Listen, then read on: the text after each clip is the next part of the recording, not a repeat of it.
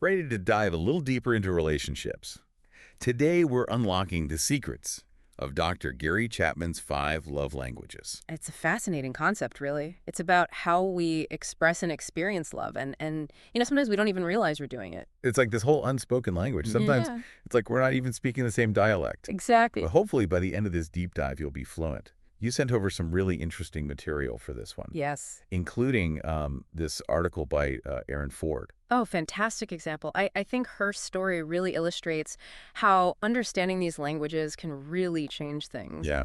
So for those who are new to this whole concept, can we just do a super quick recap of what these languages actually are? Sure. We're talking words of affirmation, acts of service, receiving gifts, quality time, and physical touch. That's right. And it really comes down to understanding that what makes one person feel loved and appreciated, well, it might not be the same for somebody else. That's really what we're trying to unpack here. Which is like perfectly illustrated in Erin's story, right? She Mhm. talks about how she was totally missing her boyfriend's like love cues because they weren't speaking the same love language. Yeah, she talks in the article about how, she was really craving that verbal affirmation. Hmm. Those I love yous, those compliments, those words.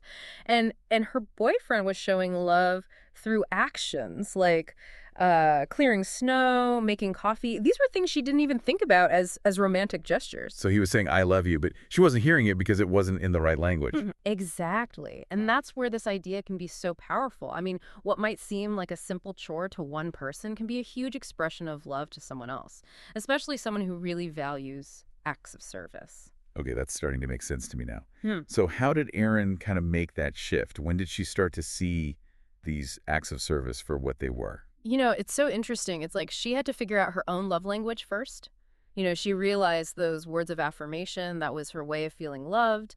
And then she was more tuned in to how other people might be trying to communicate with her. So self-awareness is a big part of this too. Yeah. It's not just about figuring out everybody else, but understanding what makes you feel loved and appreciated. Yeah, absolutely. And once you're aware of that, you can start to see those little things, those little gestures in a completely different way. Wow. Okay, this is already blowing my mind. So it's not about these big romantic gestures, but the everyday things. Yeah, And that could apply to all relationships, right? And not just romantic ones. absolutely. While we tend to think about romantic relationships, this applies to friendships, families, even in the workplace. Yeah, at the end of the day, everybody wants to feel loved and appreciated. And these love languages, I'm starting to realize, give us a way to do that, in a way that actually means something. Absolutely. It's about recognizing we all have different needs when it comes to feeling loved. And when we understand that, I think it adds a whole new level of connection in all our relationships. We've got the framework now, the 5 love languages. Yeah. But how do we actually use this to, make our relationship stronger? It's one thing to understand it, but how do we put it into practice? Well, it starts with observation. Observation. Yeah. They're like love detectives now. Exactly. I mean, you wouldn't try to learn, say, Spanish just by reading the dictionary, right? Right. You have to listen, pay attention to how it's used. So we've got to really tune in and see how love is being expressed to us by other people. Yes. And a great way to begin is with yourself. Think about what makes you feel most loved. Is it a compliment?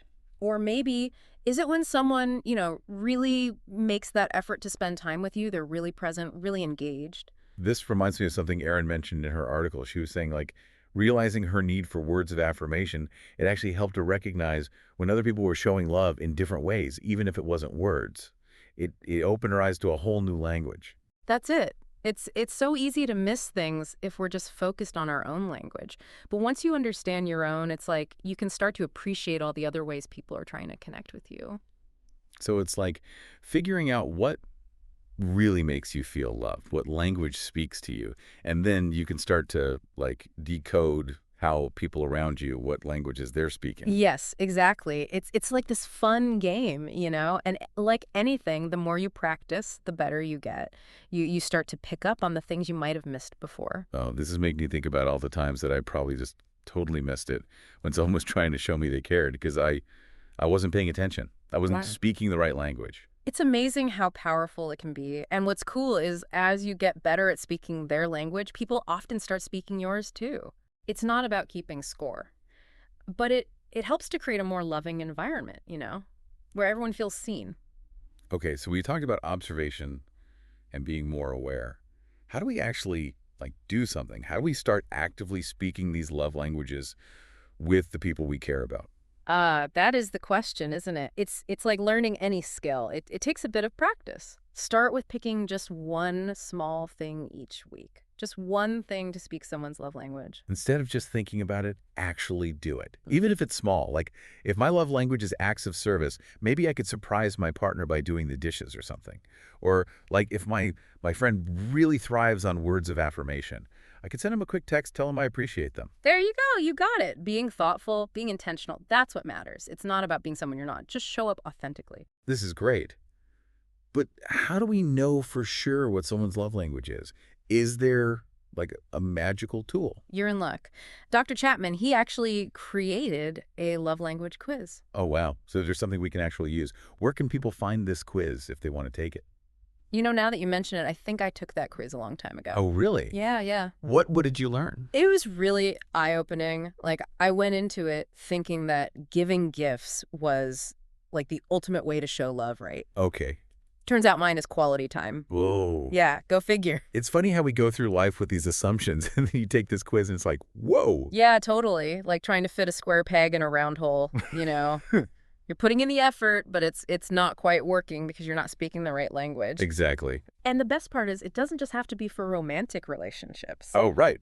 You can do it with your friends, family members, coworkers even. Yeah. It's a great way to understand those dynamics a little better. So it's like a cheat sheet for better relationships. Yeah. Right. Yeah.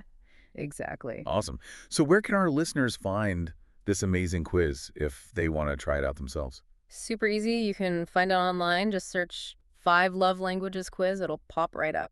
Okay, perfect. They have them for couples, singles, teens, all sorts of. Great. And we'll include a link in the show notes too, so don't worry about writing that down right now. Yeah.